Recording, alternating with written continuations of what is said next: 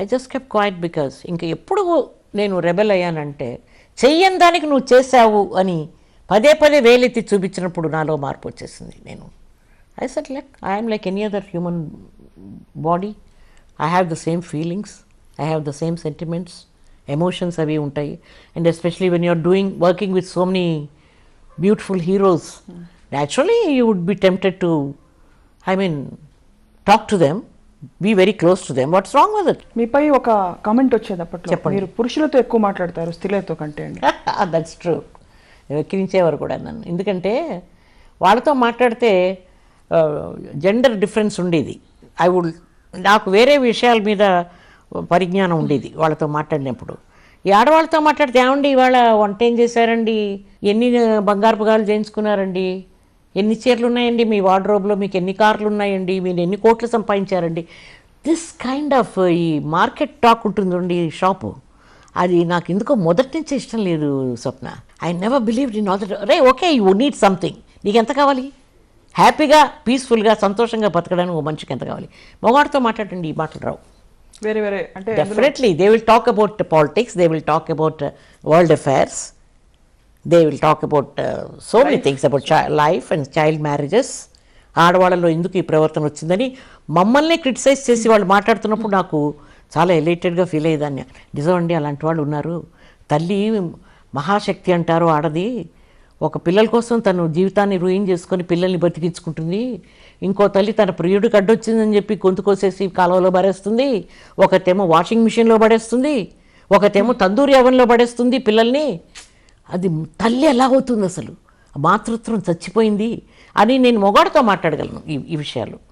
అట్లాంటి ఆడవాళ్ళని if you catch dum red handed, shoot them. తల్లి అంటే మనం ఎలాంటి మాతృత్వం అనేది మనం ఎలా డెవలప్ చేసుకున్నాం. నా జీవితం అంతా నా పిల్లల కోసం, నాకు ఇన్ని కష్టాలు వచ్చినా కూడా ఇంకో పెళ్లి చేసుకోవాలి అని థాట్ రాకపోలేదు. నా డివోర్స్ అయిన తర్వాత అనుకున్నాను, కానీ నా పిల్లలకి సరైన తండ్రి రాకపోతే, తండ్రి అవుతాడు అసలు వాడు, it will be a step father.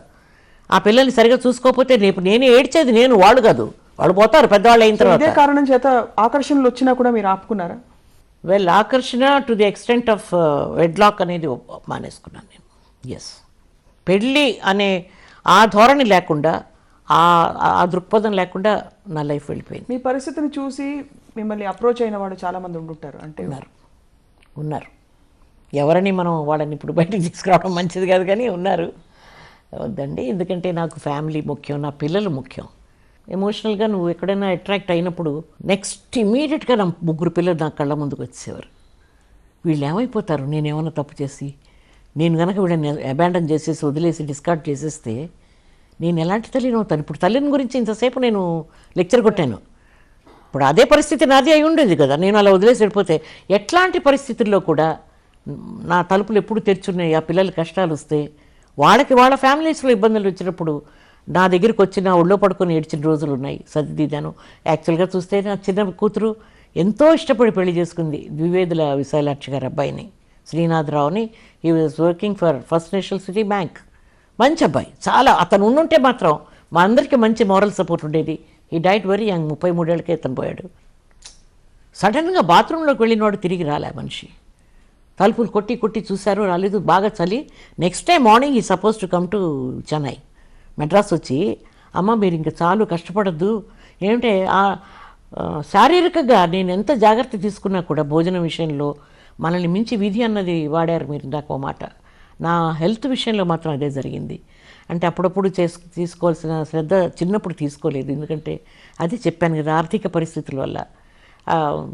నాకు కొలెస్ట్రాల్ లేదు, షుగర్ లేదు, అయినా I had a major heart surgery. And అది చేసిన తర్వాత హెస్టెక్టమీ, తర్వాత ఆస్టియోపరోసిస్లో 2 కాళ్ళు ఆల్మోస్ట్ ఇలా బెండ్ అయిపోయాయి. ఇవాళ మీరు ఆలోచించలేరు కదా నేను అలా ఉన్నానని. ఎనర్జీ చూస్తే అసలు ఎవరు ఊహించలేరు. లేదు, అది ఆశ్చర్యపోయాడు ఆ doctor, the way I took both the surgeries. ఆ తర్వాత అంటే మన జాగ్రత్తలు చాలా అవసరం ఉన్నాయి. నేను ఇక్కడే కూర్చుంటాను, నాకు మంచి నీళ్ళు తీసుకురా, నాకు వడ్డిచ్చు, నాకు ఇక్కడ ప్లేట్ పెట్టు అంటే ఒళ్ళు పెరిగిపోతుంది. ఉంది నా జీవితంలో నన్ను అండర్స్టాండ్ చేసుకున్న పిల్లల చిన్నమ్మాయి, ఆఖరమ్మాయి. మా అబ్బాయి ఉన్నాడు అనుకోండి, వాడికి అమెరికా వ్యామోహం. 19 ఏళ్ళకి వెళ్ళిపోయాడు నన్ను వదిలేసి. చదువుకొని ఇంటికి వచ్చేస్తాను, ఇండియాకి వస్తానని చెప్పినవాడు ఎప్పుడైనా అడప తడప చూడడానికి వస్తాడు నన్ను. చెడ్డవాడా అంటే కానే కాదు, శ్రీరామచంద్రుడు వాడు. ఆ పెళ్ళాం వాడు, వాడి సంసారం అంతే తెలుసు వాడికి. మమ్మీ అనేది ఒకటి ఉందని ఎప్పుడైనా గుర్తొస్తుంది వాడికి. ఏమన్నా కానీ ఇబ్బంది ఇప్పుడు అనిపించదా మరి మీకు, అంటే ఎవరి మీద మీరు ఎమోషనల్గా పూర్తిగా మీ ఎనర్జీ అంతా ఇన్వెస్ట్ చేసి చేశాను.